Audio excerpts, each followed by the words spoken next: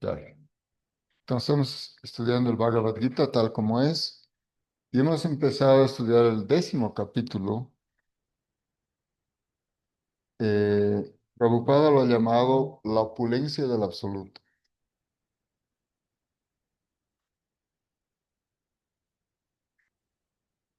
Y para recordar los primeros versos, vamos a repetirlos. Perdón, un segundito.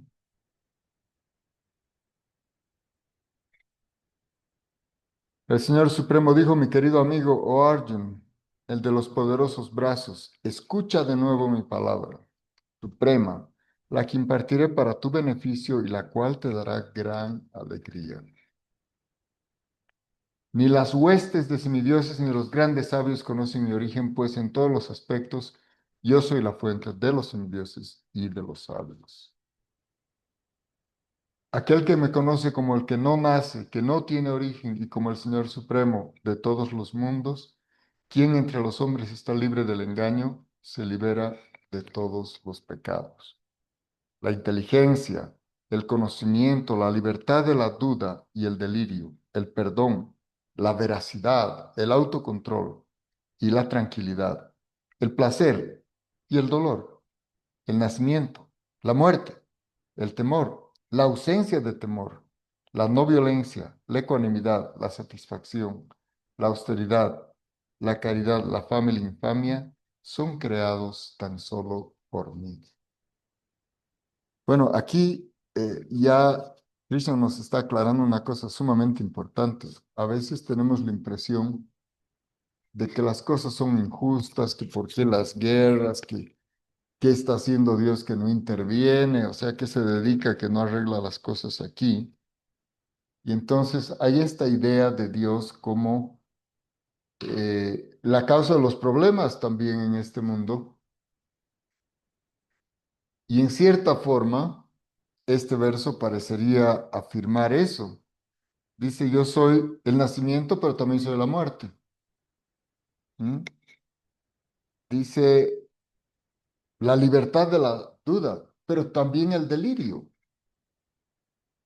La inteligencia, el conocimiento, el perdón, la veracidad, el autocontrol, la tranquilidad, el placer, pero el dolor también.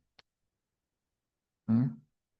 La no violencia, la ecuanimidad, la satisfacción, la austeridad, la caridad, la fama y la infamia son creados tan solo por mí. Aquí en el significado Prabhupada explica esto que no es fácil de entender. Pero él dice las diferentes cualidades de las entidades vivientes, ya sean buenas o malas, son todas creadas por Krishna y se describen aquí. Inteligencia se refiere al poder de analizar las cosas con una perspectiva adecuada y conocimiento se refiere a la comprensión de qué es espíritu y qué es materia. El conocimiento ordinario que se obtiene a través de la educación universitaria pertenece únicamente a la materia y no se acepta aquí como conocimiento.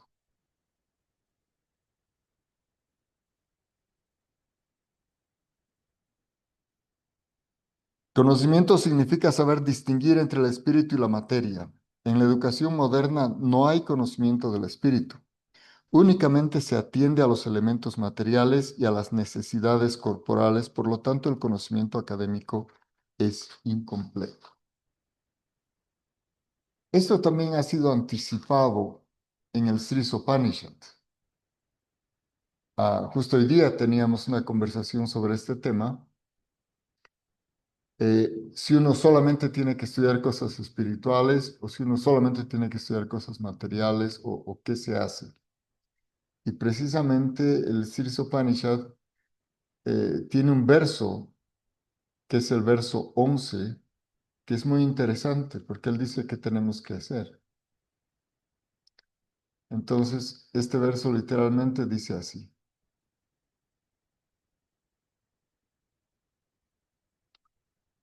Perdón un ratito aquí. Hoy día la tecnología nos está jugando trucos, pero de lo más graciosos. Ok. El 11º verso del Isopanishad dice, Vidyam cha avidyam chayas, tad vedobhayam saha, avidyaya mrityum titva, vidyayam mritam ashnute. Aquel que aprende el proceso de la nesciencia y el del conocimiento trascendental lado a lado, puede trascender la influencia del repetido nacimiento y muerte y disfrutar las plenas bendiciones de la inmortalidad. Entonces aquí se traduce como nesciencia avidia. Y aquí dice que se necesita tanto vidya como avidya.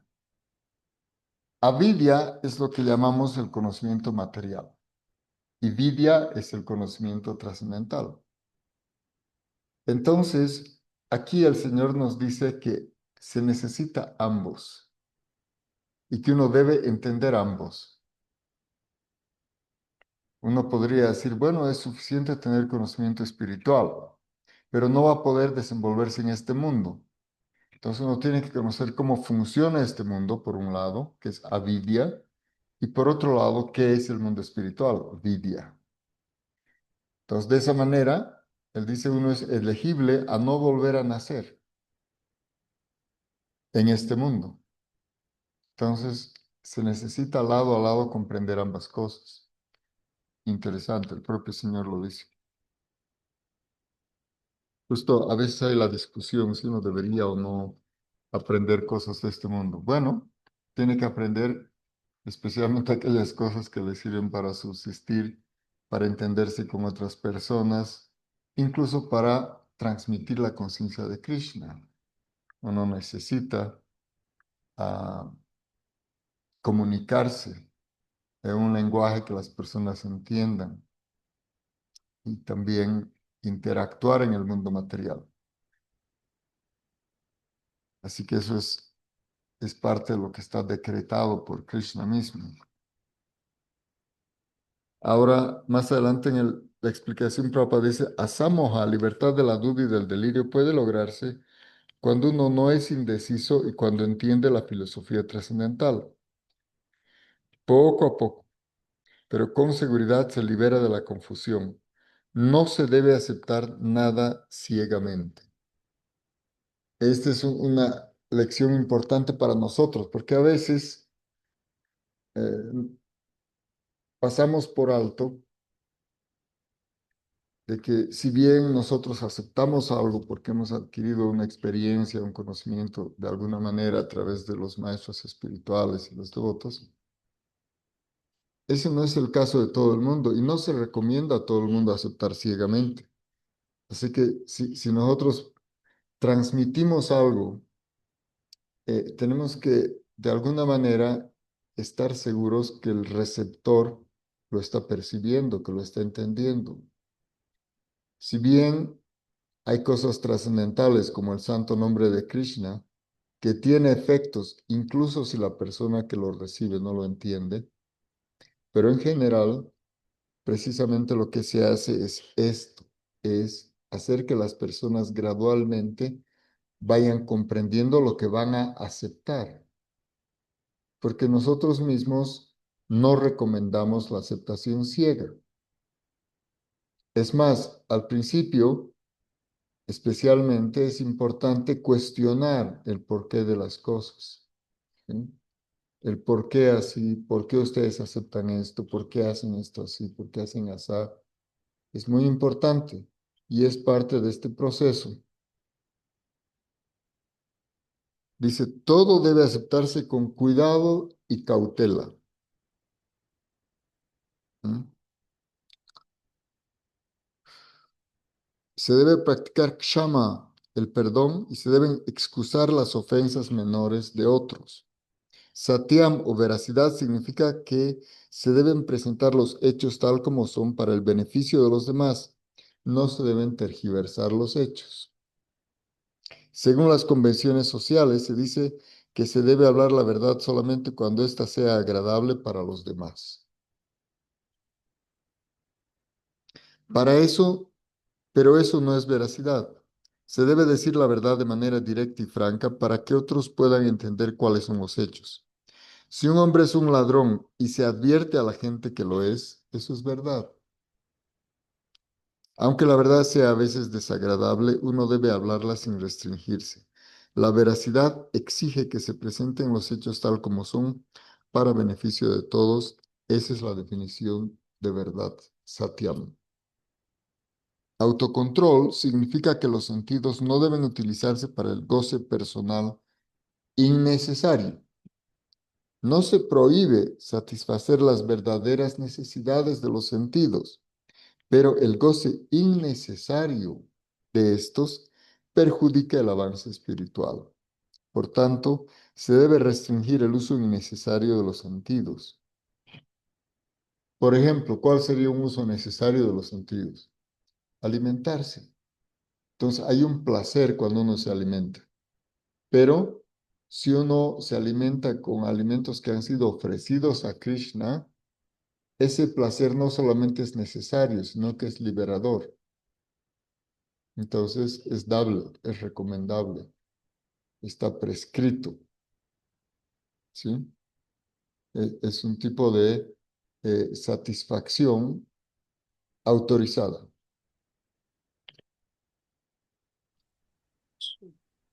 Dice acá, de forma similar, no se debe ocupar la mente en pensamientos innecesarios. A esto se llama sama o tranquilidad. Tampoco debe perderse tiempo deliberando sobre cómo ganar dinero. Eso es un mal uso de la facultad de pensar.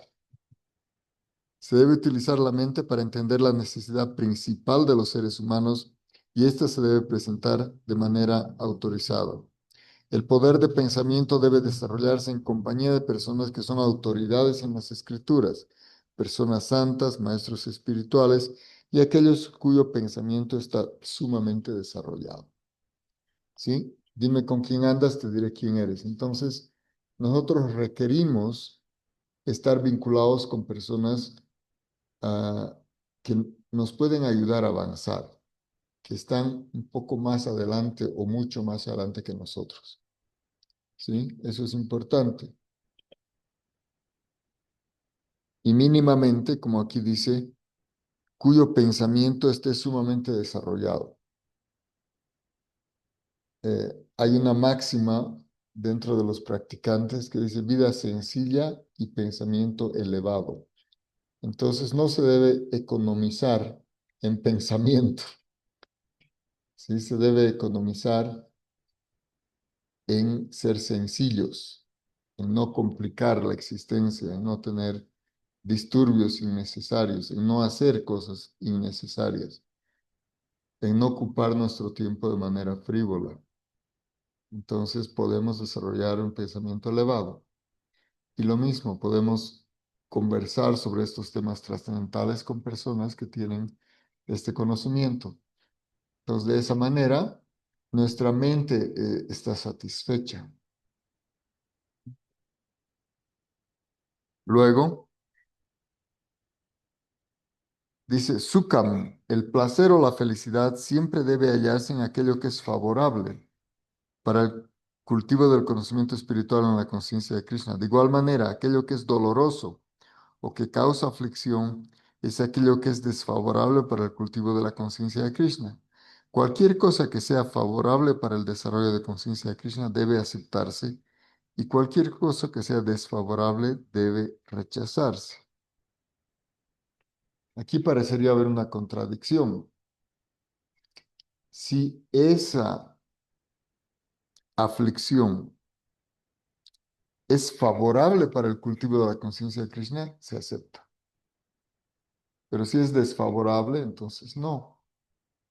Así que el criterio en última instancia es si las cosas te acercan o te alejan de Krishna. Es el único criterio. Finalmente es relativo si algo te causa placer o te causa dolor. Lo importante es a dónde te lleva, ¿sí? Es decir, si uno tiene una meta, si esa meta es llegar a Krishna, pues hay que hacer cualquier cosa que sea favorable para ese acercamiento. y se debe rechazar las cosas que son desfavorables a ese acercamiento, ¿sí? Entonces, así se garantiza que uno va a acercarse a Krishna, va a ser consciente de Krishna y su vida va a ser exitosa espiritualmente. En términos materiales, puede o no ser exitosa, porque eso de qué va a depender del karma de la vida anterior. Entonces, en la vida anterior, nosotros hemos hecho diferentes acciones que nos van a permitir cuatro cosas en esta vida, ¿sí? Janma, Aishvarya, Shruta, Shrivi. Uno es qué tipo de nacimiento vamos a tener, en qué clase de familia vamos a aparecer, ¿no? Aishvarya, las facilidades que vamos a tener en esta vida. Shruta, la inteligencia. Y Shrivi, la belleza física. Entonces, cuando uno tiene estas cosas desarrolladas, su vida material se hace más liviana. Y cuando no las tiene, su vida material se hace más pesada. Pero en ambos casos, uno entiende que esas cosas son simplemente karma y trasciende el karma porque empieza a ofrecer sus actividades a Krishna. Ya no depende si el karma es bueno o el karma es malo. Cualquier cosa que uno tiene a su disposición se la ofrece a Krishna amorosamente. Y entonces se vuelve yoga, se vuelve una actividad trascendental, ¿sí? Y entonces eso va más allá, si es que tuvo o no tuvo circunstancias favorables debidas al efecto de una vida previa. Eso ya se vuelve irrelevante, no importa. Por eso también un gran maestro, Bhaktivinoda Thakur, canta y dice, Sampade Vipade Jivane Marane. ¿Qué me importa si es favorable o las circunstancias son desfavorables? O si estoy vivo o me estoy muriendo. Él dice, la cosa es entregarse a Krishna. Y a veces más bien la adversidad es la que más estimula a entregarse a Krishna. A veces en las circunstancias más adversas es que uno hace progreso espiritual y en las circunstancias que son materialmente más favorables uno tiende a olvidarse de Krishna. De hecho, a veces se dice que en los planetas superiores la gente, para ser consciente de Krishna, desciende a un planeta intermedio como es este, porque donde está hay tantas facilidades que se olvida de Krishna. ¿Mm? Todo es fácil, todo es bonito, todo es agradable, entonces uno ya ni piensa en Krishna. Pero a veces más bien las circunstancias de este mundo, que este es un mundo cruel, hacen que uno despierte su conciencia de Krishna. Así que cuando se trata de la conciencia de Krishna, sea en una situación adversa o favorable, es lo mismo. ¿Por qué? Porque el propósito es lo importante. Si el propósito es ser consciente de Krishna, y si resulta que la adversidad te ayuda, entonces le das la bienvenida a la adversidad. Ahora, si una situación favorable te ayuda también, no es necesario uno mismo ponerse en dificultades. Entonces, a esto se refiere también el verso. No necesitas tú complicarte la vida. Y por eso tampoco se recomienda que uno se flagele. Gracias. Perdón la interrupción. Entonces, estamos leyendo aquí el significado de Srila Prabhupada, de los textos 4 y 5 del capítulo 10 del Bhagavad Gita. Por si acaso, para rememorar el texto, dice lo siguiente. La inteligencia, el conocimiento, la libertad de la duda y el delirio, el perdón, la veracidad, el autocontrol y la tranquilidad, el placer y el dolor, el nacimiento, la muerte, el temor, la ausencia de temor, la no violencia, la ecuanimidad, la satisfacción, la austeridad, la caridad, la fama y la infamia. Dice Krishna, son creados tan solo por mí. Y volviendo a aquello que motivó nuestra reflexión, es que a veces hay la tendencia a pensar que por qué Dios no resuelve las cosas. A veces uno puede decir, ay, pero yo hubiera resuelto este asunto de Israel. Ya, pues yo les decía, ustedes váyanse aquí, les doy un lugarcito, muévanse. ¿Por qué tienen que enfrentarse? ¿Por qué tienen que matarse? Etcétera, etcétera. ¿Por qué estamos en un mundo donde la gente tiene que sufrir reacciones de su karma? Entonces, son acciones que producen efectos, ¿sí? Y ambas cosas va a depender de cómo uno las toma. Pueden servirle para avanzar espiritualmente o pueden servirle simplemente para estar más sin ilusión. En realidad, este mundo, desde un cierto punto de vista, no tiene solución porque está creado así. Si tratamos de arreglar el mundo, no solamente vamos a perder el tiempo, sino que vamos a perder nuestra oportunidad de trascender. El mundo ha sido creado así. Krishna ha creado el dolor. Krishna ha creado la fama, pero también la infamia. ¿Sí? Es muy interesante. Incluso hay un cantante, bueno, el Prabhupada Veita es medio fan de este cantante, no voy a decir su nombre. Pero él dice, bueno, al final el diablo es hijo de Dios. En un sentido, es correcto, o sea, todo es creado, pero es creado con un propósito, ¿sí? Y en este caso, este mundo material es creado como una sala de diversión, pero más que sala de diversión, como la sala del terror, ¿sí? Si uno va a la sala del terror, pues dice, bueno, yo no quiero volver aquí, o sea, gracias. Entonces, puede ser un estímulo, más bien, para volver a Krishna. Pero no es que uno va a hacer aquí que en la sala del terror uno diga, no, por favor que no sea terrorífico, porque está creado así. Si uno va a un circo y trata de decirles a los de la casa del terror que no hagan asustar, pues pierde el propósito de su existencia. No va a funcionar así.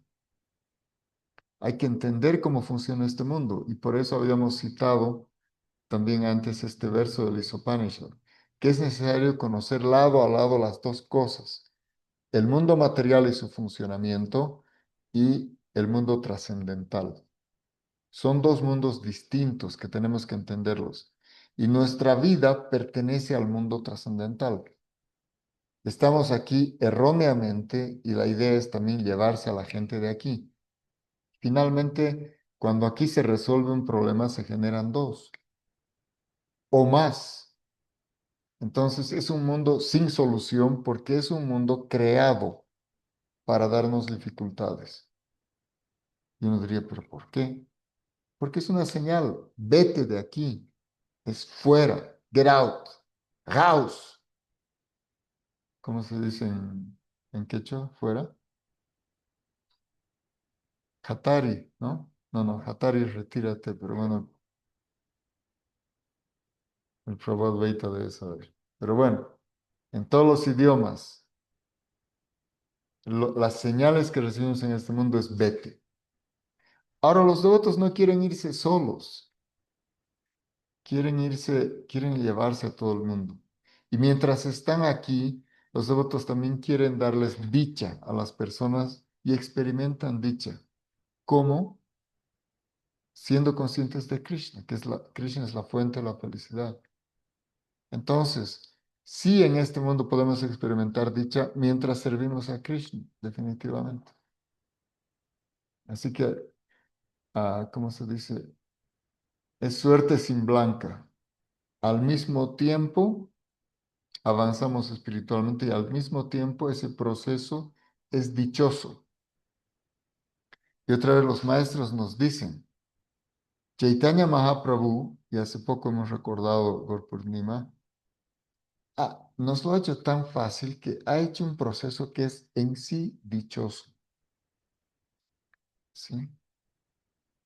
Cantamos, tomamos prashada, bailamos, ofrecemos todo a Krishna, hacemos nuestra vida sencilla, tratamos de ayudar a otros. Eso es una vida feliz, es una vida dichosa. Entonces, aunque estamos en el mundo material, que es un mundo miserable, nuestra vida se hace exitosa porque tiene el propósito correcto, está debidamente encaminada. Entonces, el proceso de conciencia de Krishna es así, es simplemente dichoso, ¿no? Ananda, y esa dicha todavía incrementa. Anandam buddhivardhanam pratipadam purnamritashvadanam.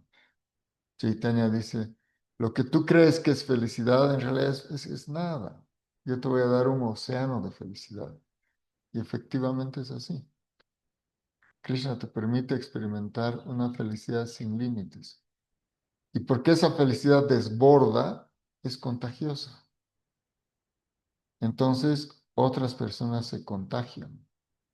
En realidad uno se contagia de la bienaventuranza de los devotos, ¿no? Particularmente hablamos de los devotos puros. Los devotos puros experimentan esa bienaventuranza y nos contagian a experimentar eso.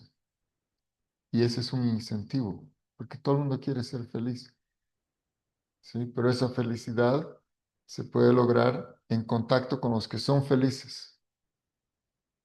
Por eso se dice, Nitai more korosuki. O sea, uno dice a Nityananda, bueno, ahí está hablando de Nityananda. Uno dice, Señor, yo soy infeliz, pero tú haces feliz a las personas. En contacto con el Señor uno se vuelve feliz. Entonces, es algo que ocurre en este mundo, se llama por ósmosis. Es contacto, asociación. Uno se asocia con Krishna a través de su santo nombre, a través del servicio, a través de sus devotos. Entonces, por asociación uno adquiere esa dicha y adquiere sensatez y conocimiento y austeridad y todas estas cualidades que se mencionan aquí. Y también aprende a enfrentar la adversidad y el dolor de una manera favorable. Ok, estoy recibiendo una lección, ¿sí? Y hay que pagar un precio por esa lección. Y lo pago. Imagínense en este mundo, las universidades mejores son las más caras. La gente tiene que hacer muchos sacrificios para pagar esas universidades, pero la gente piensa, bueno, el conocimiento que voy a obtener lo vale. Pero obviamente desde nuestro punto de vista ni siquiera lo vale. Lo que sí vale, porque ese conocimiento al final está disponible. Pero lo que sí es difícil es conseguir el conocimiento trascendental. Entonces hay que estar dispuesto a pagar un precio. Y no se trata de que, bueno, hay que pagar tantos bolivianos o dólares o pesos chilenos por las lecciones que uno recibe, sino que hay que estar dispuesto a aceptar lo que a uno le llegue, ¿no? Le guste o no le guste a uno y ofrecer a Krishna las actividades que uno hace. Ese es el proceso. ¿Sí? Ok, bueno, muchas gracias. No sé si alguien quiere hacer alguna pregunta, puede utilizar el chat o si quiere hacer uso de la palabra, también bienvenidos. Muchas gracias. Hare Krishna.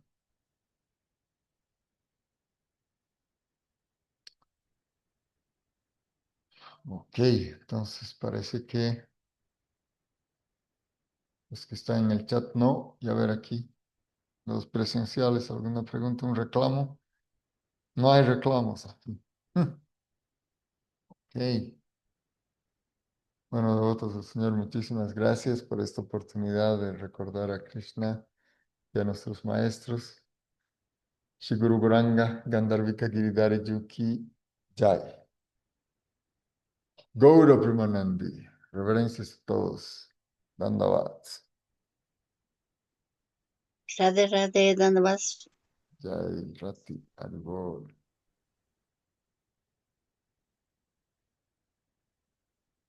Haribol, muchas gracias. Hare Krishna Madhu.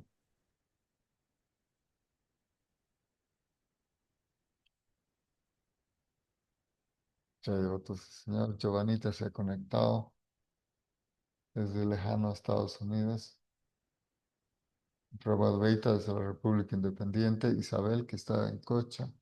Pablo también, un gran saludo. Madu, desde La Paz. Madhumati, no sé si está aquí en Cocha también. Nityananda, Rati, Ravilochan desde Chile. Rohini ya desde Monteagudo. Muchas gracias a todos. Y a todos los presentes también. Hare Krishna.